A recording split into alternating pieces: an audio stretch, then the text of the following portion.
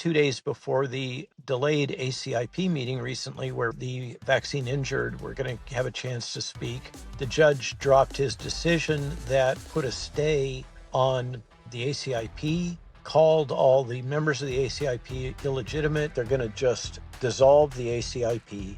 So it puts the government in a position where they actually can't do anything. They can't implement the changes. I tossed and turned all night, and then in the middle of the night, I finally said, okay, I wrote a brief text to Bobby, Jay, and Stephanie saying that if nominated to serve in a new ACIP, I will respectfully decline.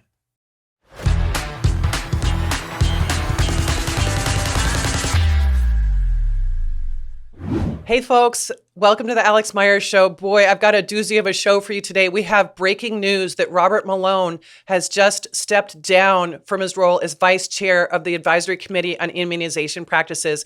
He joins us today to talk about all the shenanigans behind the scenes, the decision by Judge Brian Murphy that not only led to canceling the ACIP meetings last week, it has led to at least a temporary disbanding of the Advisory Committee on Immunization Practices. Dr. Malone is going to tell us what it's like to be behind the scenes with all of this going on. It's not pretty, it's very ugly, but we need to know so we can take action. So tune in.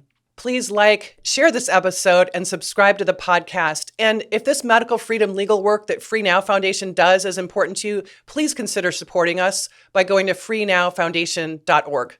Thank you. The Alix Mayer Show is sponsored by Mish International, gold and silver specialists since 1963. When you need protection from monetary inflation and leveraged assets exposure, you contact the dedicated people at Mish International. Mish International, a family business, offers true expertise, integrity, reliability, and fair pricing of gold and silver. Visit their website at mishinternational.com. That's MISH international.com. Robert Malone, welcome to the Alix Mayer Show, and thank you for coming on the show today. There is huge news about the ACIP committee and huge news about you and your participation on that committee. So why don't we just kick off and start right there? Sure. So you want to launch into the judge's decision a little bit? Yeah, let's talk about Judge Murphy and what his decision meant for ACIP and if you think that's going to hold. So just to recap for the audience, the American Academy of Pediatrics filed a suit ostensibly against Bobby and HHS concerning the ACIP. And it was actually developed by a separate law firm, a liberal, left-leaning law firm, as a way to make trouble for the Trump administration and for Bobby.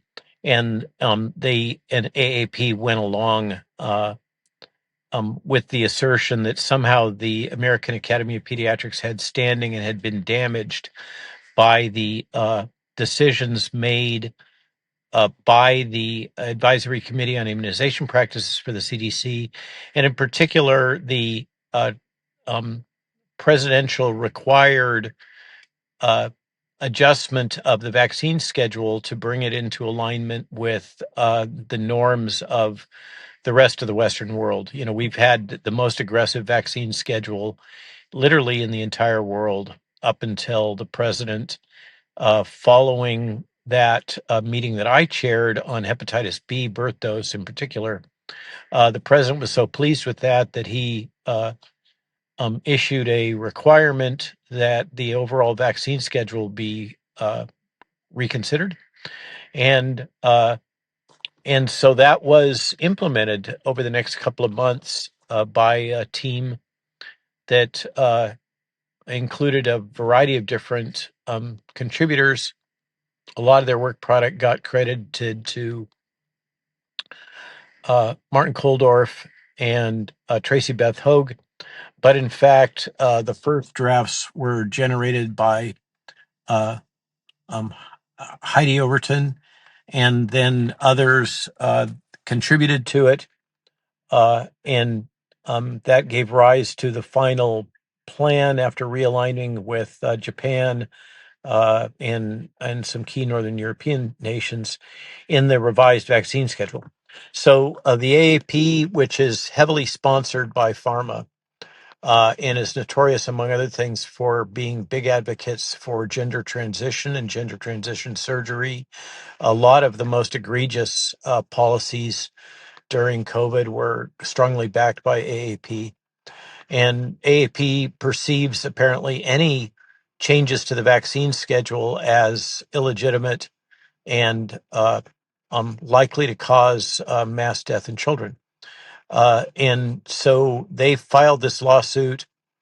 I've been aware of it. I've written about it previously on Substack, and it came up for evaluation by a judge that has been overturned by the Supreme Court multiple times now, and was, I believe, twice reprimanded by the Supreme Court for not basically following the orders of the Supreme Court.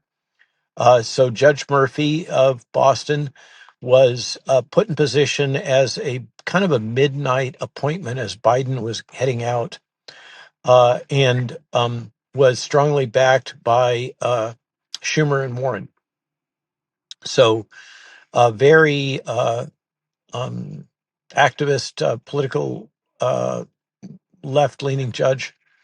And so he evaluated the case a few weeks ago, made an announcement that he was going to make a determination. And then 2 days before the delayed ACIP meeting recently, where we were going to have, for instance, the vaccine injured, we're going to have a chance to speak. And the COVID working group was going to present information about vaccine injury and some of the recommendations, like implementing new ICD codes that would allow physicians to actually indicate a diagnosis for the vaccine injured associated with COVID products. Uh, um, so 2 days before that meeting, as everybody was getting ready to take their plane flight, the judge dropped his decision that put a stay on the ACIP, called all the members of the ACIP illegitimate, unqualified, uh, um, put a stay on everything that the new ACIP, since Bobby got rid of the old one that had all those conflicts of interest. So put a stay on everything that we've done, and also put a stay on the decision to revise the vaccine schedule, and that was at a presidential requirement. And so he basically overruled the president. And one of the core assertions of the AAP that he concurred with enough to put a stay on was that the ACIP members had been improperly selected. They hadn't followed the proper procedures in nominating and appointing us. So, and the judge fundamentally made a very contrived argument by kind of cherry picking parts of fragments of sentences, that the intent of Congress was that the administration, the executive branch, shall not be able to make any changes in the recommended vaccine schedule without first consulting with the ACIP, which he's now said is illegitimate. So it puts the government in a position where they actually can't do anything. They can't implement the changes. But it's important to remember, and the judge doesn't seem to understand this based on his arguments and his statements, the ACIP is only advisory. It does not set policy. The regulation of the practice of medicine and the ability to set vaccine policy is based in the states. So that's explicit in the Constitution, and it was reinforced in the Roe versus Wade overturning decision, that this is a states' rights issue. The federal government does not regulate vaccine policy, except in the examples of military, and a case could be made for government employees. But other than that, the government doesn't have any right. The federal government doesn't have any right to implement any mandates or other practices or guidances. All it can do is provide a recommendation, which comes through the CDC, for a vaccine schedule. And then it's up to each state to decide whether or not they want to implement it. A number of states have set up, and the argument is, oh, we don't have the money to have our own public health capabilities. And so we're just going to automatically adopt whatever it is that CDC determines to be the recommendations. So the judge's position that somehow, and many others, the press seems to still have problems with this. ACIP does not set vaccine policy. The director of CDC does not set vaccine policy. The truth is, the president doesn't set vaccine policy, nor does the secretary of HHS. It's done at the state level. And so, but the consequence of all this is a major usurping of federal power, of executive branch power, by a district judge that has a history of being, he's only been in office a little over a year, I guess now, and he's been overturned multiple times, reprimanded by the Supreme Court, etc. But still, he has no hesitation in overruling the president. So what this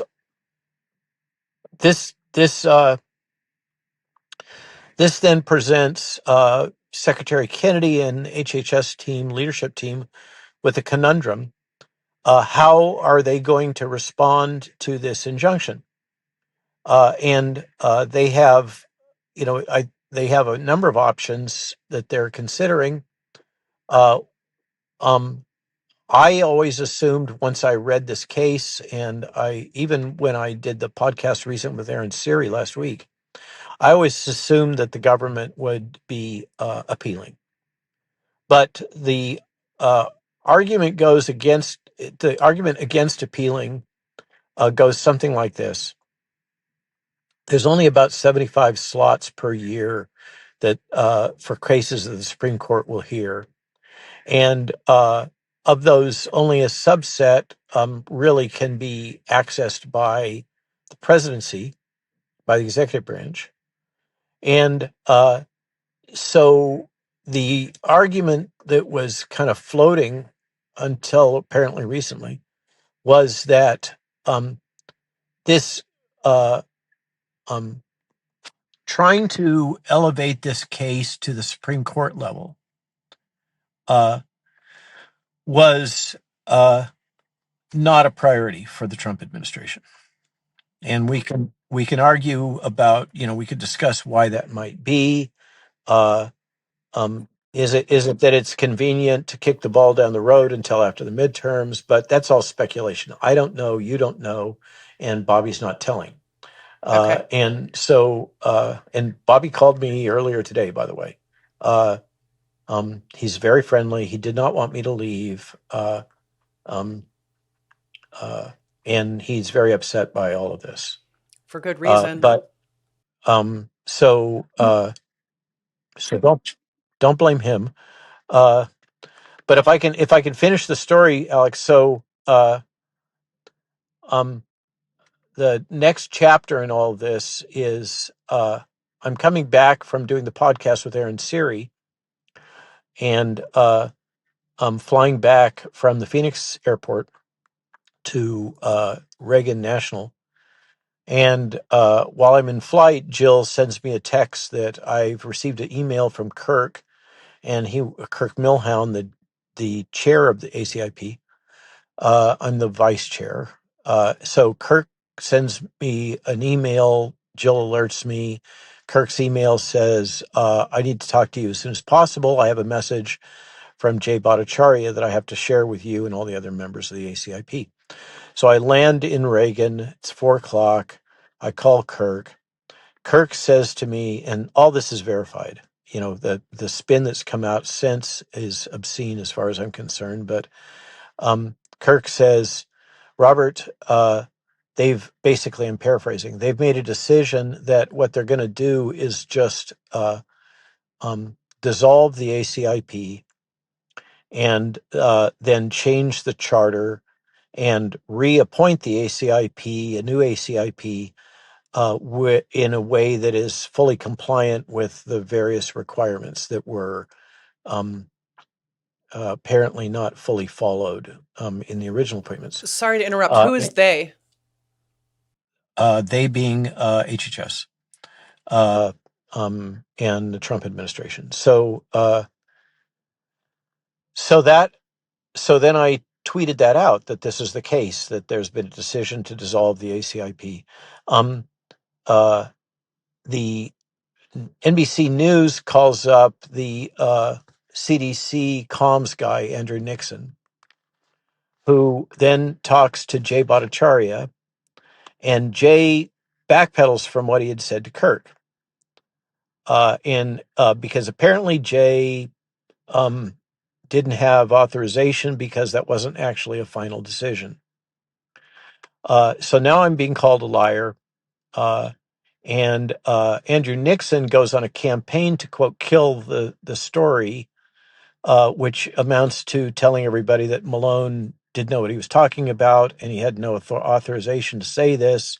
And so I get dragged through the mud yet again, as does Kirk. And I don't like this very much, as you might imagine. So I call up Stephanie and I say, I'm going to have to do something about this because what Andrew is doing is not okay. There's a lot of other ways he could have handled it. He could have said it from the outset that there was a miscommunication instead of throwing Kirk and myself under the bus and saying that we were not being honest to the international press. This is now, 15, 20 stories in. The Guardian, New York Times, Washington Post, Wall Street Journal, Atlantic Monthly is prepping up a hit right now, and I just don't talk to him. It goes, it's the usual cast of characters. So I'm dragged through the mud in particular because Malone said these things and then tweeted out that there was a miscommunication. And of course, the assumption is that I was the one that miscommunicated. No, the person that miscommunicated was Jay Bhattacharya. And Kirk, independently, in another report by IMA, Kirk said, no, this is exactly what I was told, and I did what I was told.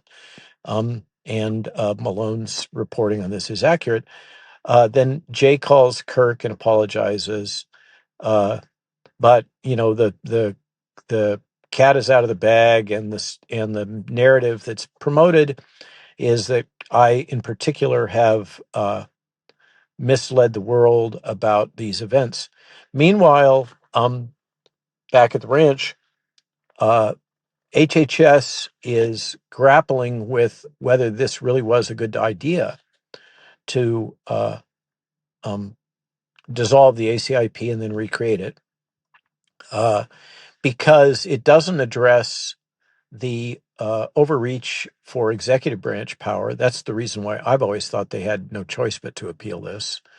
And it doesn't address the revision of the vaccine schedule under presidential order. It's really the idea that they could get out of all this by just decommissioning the ACIP and then rebuilding it doesn't really comport with the issues. So all I can tell you right now is that, to the best of my knowledge, as of this morning, when I was called, no decision has been made. They think maybe they have a strategy going forward. I don't know what that strategy is. It's a major dilemma for the government, and that's where it stands. So last Saturday, as you know, in having now had multiple reporters telling me about how Andrew Nixon has been slamming me behind my back, I just tossed and turned all night, and then in the middle of the night, I just finally said, "Okay, I have to go to sleep, and I've had enough of this." So I just wrote a brief text to Bobby and Jay and to Stephanie, saying that if nominated to serve in a new ACIP, I will respectfully decline. Wow. And then Wow. and then I took the manuscripts that I had written that I had hoped to get published in MMWR, one of which I'd submitted to MMWR, but Jay made a decision that they weren't going to publish any of that stuff on MMWR for a couple of months. And so rather than just letting it languish, I just took it and published it on my Substack, including the slides that I was supposed to give at the ACIP meeting, having to do with class switching and the mRNA vaccines, and then 2 articles about influenza vaccines because I've been the chair of the influenza working group. So I basically took all the work product that I developed for ACIP, published it myself, so that at least it's out there and people can get access to it, and decided to basically wash my hands of the whole thing. It's been, what this one example. I don't want to go into the nitty gritty, but this chaos that I'm referring to is just one example of many. Every single ACIP meeting has been a big dramatic event with all kinds of chaos and disorganization. And and as I said, the kind of the last straw for me is all it was Andrew Nixon deciding to throw me into the bus rather than coming up with another strategy to quote kill the story that was more honest. And I'm it's been a chronic complaint of all the ACIP members that we have felt like we haven't been treated with respect. These abrupt cancellations, changing timelines. I don't want to go into it, but um, it's been a major problem. Is the sense that this group of 17 professionals are giving hundreds and hundreds of hours of free labor because none of us get paid, and the government kind of just treats it casually and takes it for granted, and um, wasn't intending. It may have changed now, but wasn't intending to do anything even to defend our reputations after the judge has made these very public determinations that none of us are qualified. So I kind of just was done. I don't blame you. Enough of that. It's shameful how you've been And treated. I just want to say that you can always recognize the pioneers by the number of arrows in their back, and you've certainly yeah, taken a lot of them. um, And it's a great loss to all of America and frankly to the world that you would not serve again and that you're stepping down right now. I mean, I'm really sad about that. I thought you were a huge asset and you're going to make the health of America's children better.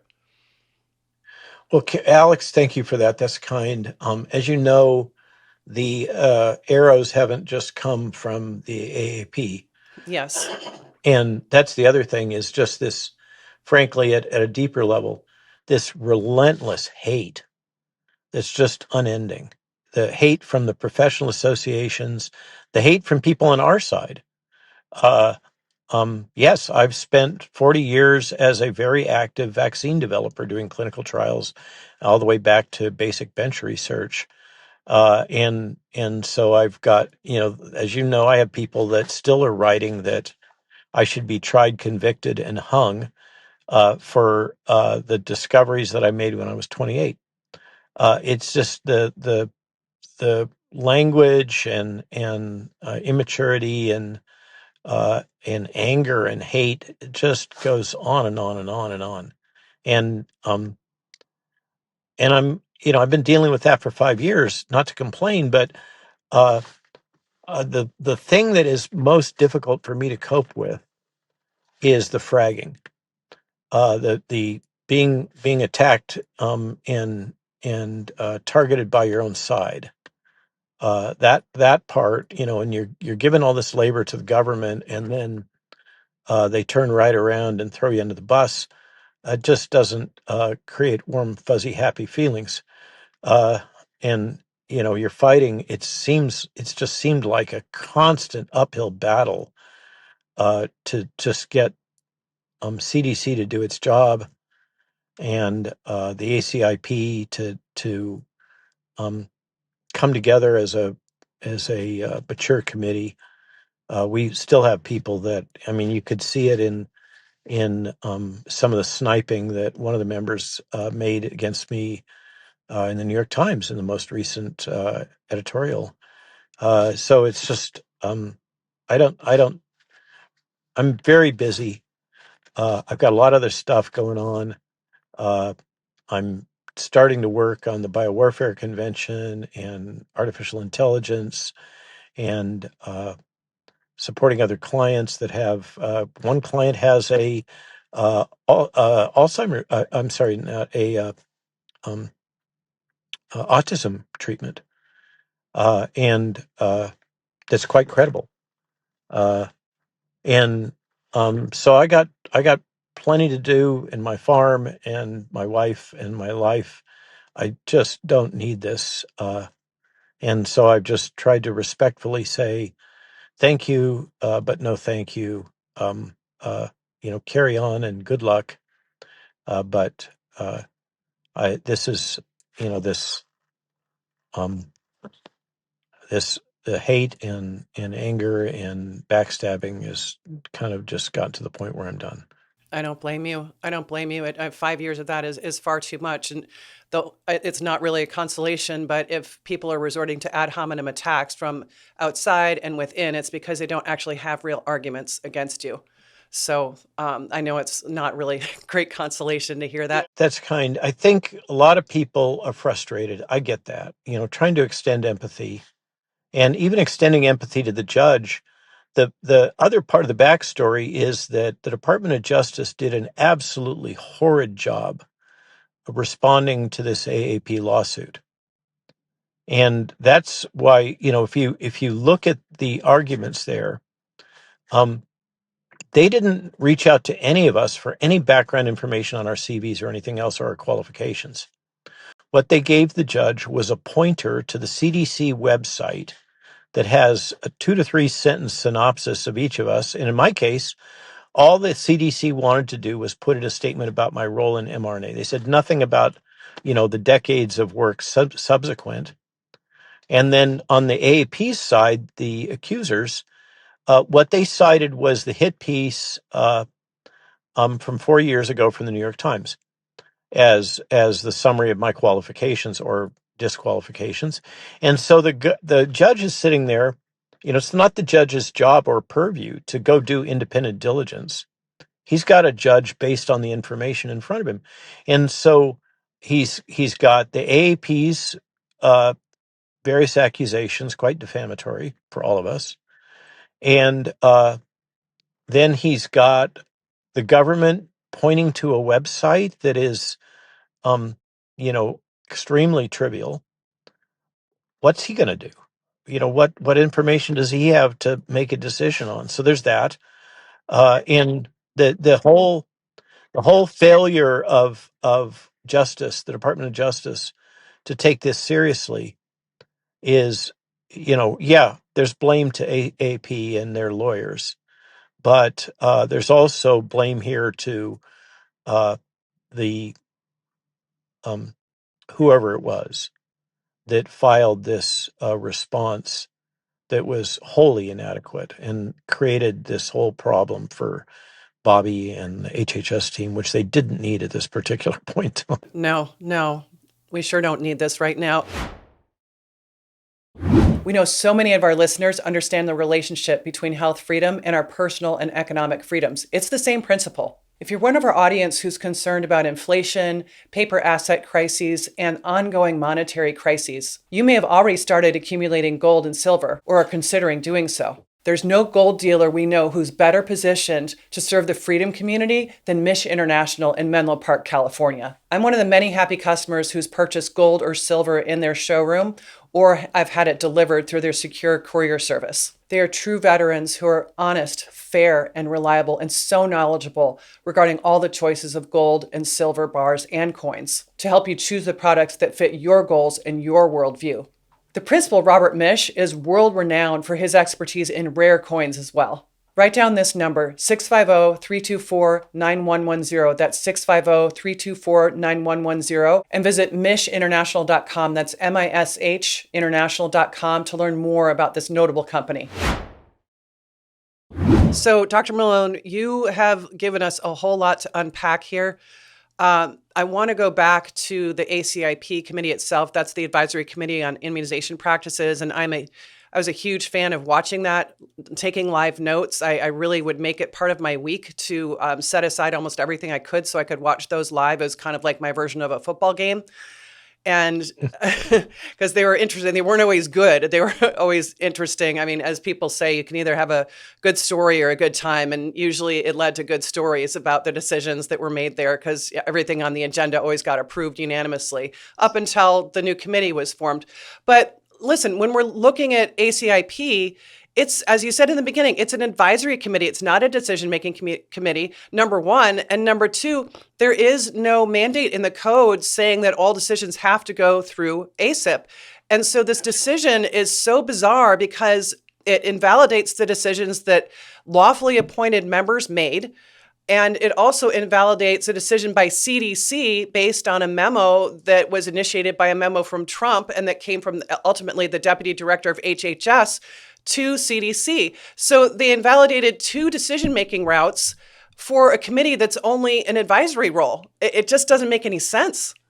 I agree, except for Alex. There's one important nuance here, and it's that Congress, in its infinite wisdom, has vested the ACIP with a very unique mission or mandate for it's unlike any other federal advisory committee act committee. The acronym is FACA. So unlike any other FACA committee, the ACIP is tasked with making a determination about applying the Vaccines for Children program. What that means is subsidized purchases of vaccines and distribution that go to about half of all children in America. So it's billions of dollars, and it comes right out of our budget. It's not congressionally appropriated. It is literally appropriated by this appointed committee. And if the committee does not vote to include a vaccine, or let's say, just for example, a updated flu vaccine or a updated COVID booster, if ACIP does not vote to endorse that for the Vaccines for Children program, it does not get paid. The VFC doesn't get activated, and there's no route around that. Bobby can't overrule that. The president can't overrule that. It's got to be the ACIP, but there's no ACIP now because it's been put on ice by this Fifth District Court judge. And so, what a cynic might say, well, maybe the Trump administration, in order to avoid controversy, might want to kick the ball down the field until after the midterms and not have any ACIP meetings. That could happen. That would be you speculating on that, Alex, not me. But that pathway of not having an ACIP meeting until after the midterms would result in no VFC vote on flu vaccines and COVID boosters until after the midterms, which is after the time that they would normally have to have that vote because of the seasonality of flu and COVID. So I don't think that this whole thing is a great big steaming hot pile of what. They just don't know what to do, and that's the conundrum that the secretary finds himself in, courtesy of the American Academy of Pediatrics and its pharmaceutical industry sponsors. So I don't know how it gets resolved. I'm not sure they know how it gets resolved. And the notification that Kirk gave to all of us at request of the acting director was one scenario, but apparently that was premature. So I think it's still on the table, but I suspect that they, when when when the government fully processes what had just happened, which it's doing right now, um, they're going to come to the conclusion they have no choice but to appeal. And then the problem, Alex, is that the appeal goes to the First Circuit Court, and the First Circuit Court is notoriously left, and so they will probably lose, and then they'll have to appeal again. That's the one scenario, and so that locks up the ability of the secretary and the president to do anything about the vaccine schedule for well past the midterms. Depending on the willingness of the district court and then the Supreme Court to take the appeal, the second appeal. So I just don't know how they get out of this box. So let's take a look at another angle here. Let's look at the why of why we think this happened, why the AAP did file this lawsuit.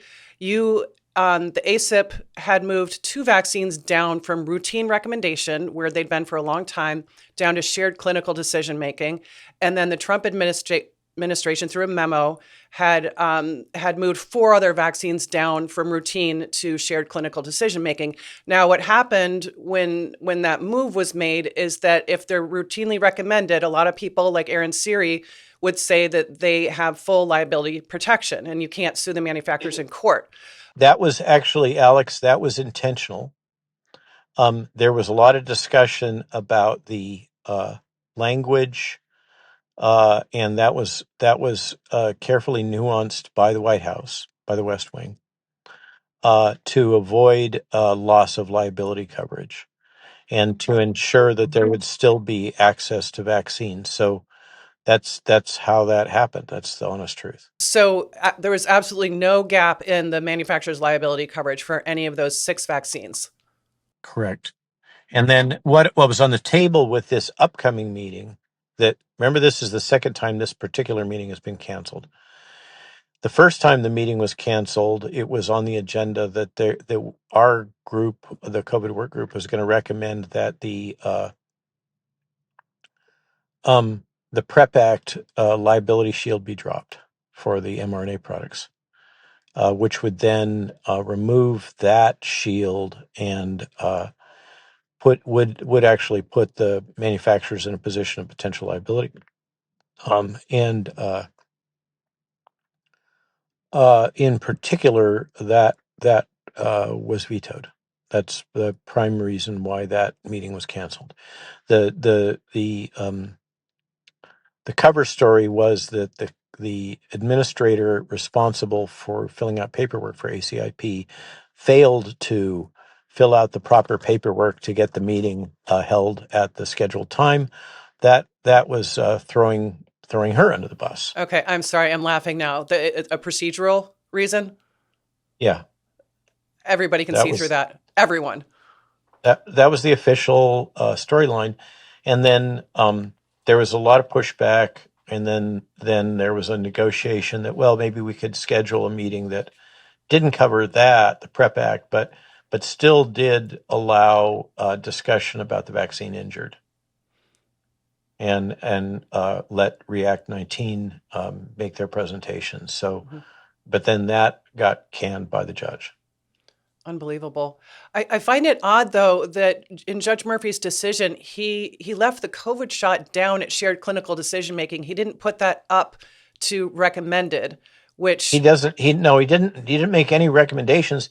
He just stayed our recommendations. Right, but one of those was to move the COVID shots down to shared clinical decision making, but he did leave that alone. I didn't understand that. He didn't. He doesn't really have the option to do otherwise. What he did do was to basically freeze any of the decisions that we had made, and so that technically would put the COVID shot back at the status it was before we even took up the question. By the way, it also technically, and Merck is saying they're not seeing any change in this from CMS, but technically the controversial decision to recommend the RSV monoclonal antibody product that was discussed in, as I recall, meeting 2, that the vaccines for children vote associated with that would appear to be put in abeyance by the judge also, but the government doesn't seem to be acting on that one. So they are disregarding that aspect. So they like any addition to the schedule. They don't like removals. Alix, you can interpret things as you will, but you can appreciate why I'm kind of just done. I've got better things to do. This has just been a heck of a lot of grief and hate and controversy and stress for absolutely no upside. We didn't, it just got nullified, and the government doesn't really seem to care about the impact on the. I mean, Alix, Kirk almost lost his job for becoming chair. Another couple of other people, one woman has lost grants, an academic. Other people in the committee are at risk for losing their jobs for merely serving the public for free. Unbelievable. Unbelievable. This is like the mafia. One of the members has lost over $16,000 in billables. Understand these are practicing clinicians, including surgeons, that have to totally reschedule their clinical schedules, their patients and their surgeries, in order to attend the ACIP. And then it gets canceled, and the behavior is like, oh well, we just move on. What's your problem? I don't want to speak for the other members, but this has been a hot topic of discussion, and I'll speak for myself. This is really how do I say it? It is disrespectful. It's disrespectful of the volunteer time that people have given to the government for this committee, and and at the same time we're getting shot from the other flank. Why haven't you got rid of the mRNA vaccine? As if we could wave a wand and make it disappear or something, or we could, go and hit Marty over the hand with a ruler and say, "You naughty boy, take this vaccine off the schedule." It's just, sorry guys.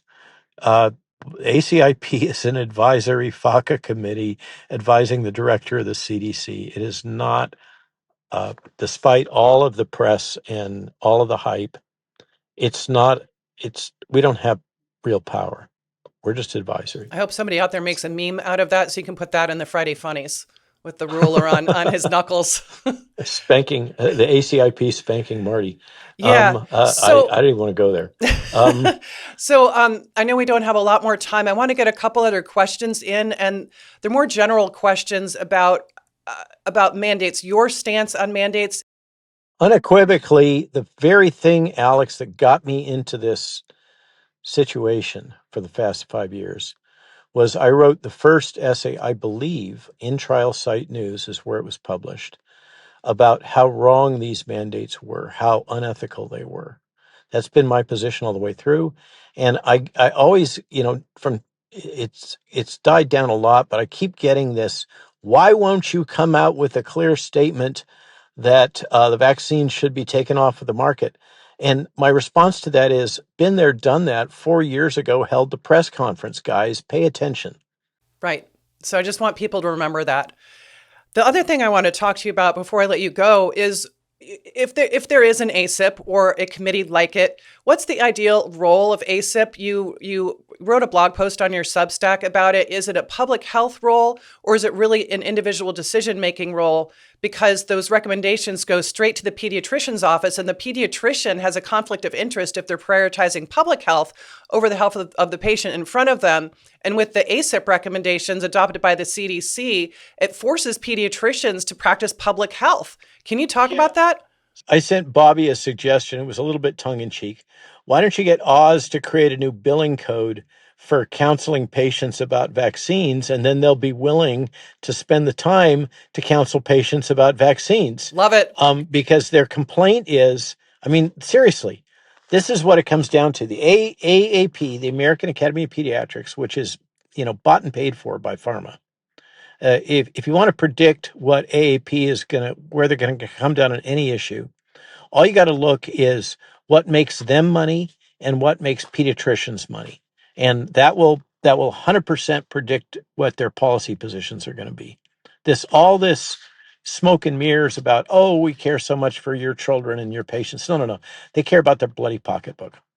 And so that's just the way things are. And um, the these assertions that are being made are that shared decision making is going to take too much time and cost too much money.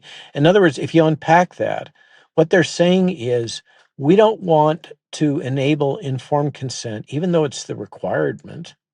We don't want to spend the time to do informed consent. And I believe the truth is that they don't want to have to answer the questions that informed parents are going to be asking them.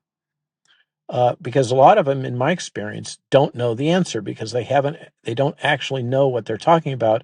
It's just this knee-jerk, everything is safe and effective and don't question it. As Aaron Siri likes to say, vaccines, amen, in his book. And I think that's exactly right. We're dealing with a cultural problem here. And they act as if they are number one, holier than thou. They are the high priests. Their comments and recommendations can't be questioned, and yet they howl in protest because shared decision making is going to force them to come clean with their patients and answer their questions and enable true informed consent, which should be the law. It is the foundation of modern medical ethics, established firmly in the Nuremberg trials, the Belmont Accord, Helsinki Agreement.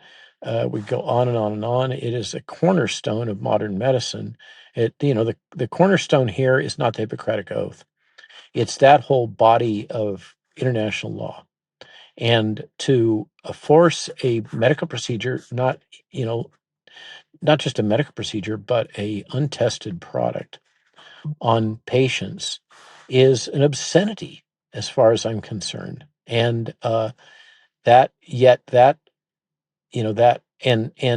these really are in toto when you look at the vaccine schedule, the old vaccine schedule, where you're stacking all these products on top of each other. It's Bobby's absolutely right. There haven't been studies showing drug-drug interactions. For any other drug, you would have drug-drug interaction studies. Vaccines, no. Vaccines get a pass on everything. And that's just not right. So that's my belief.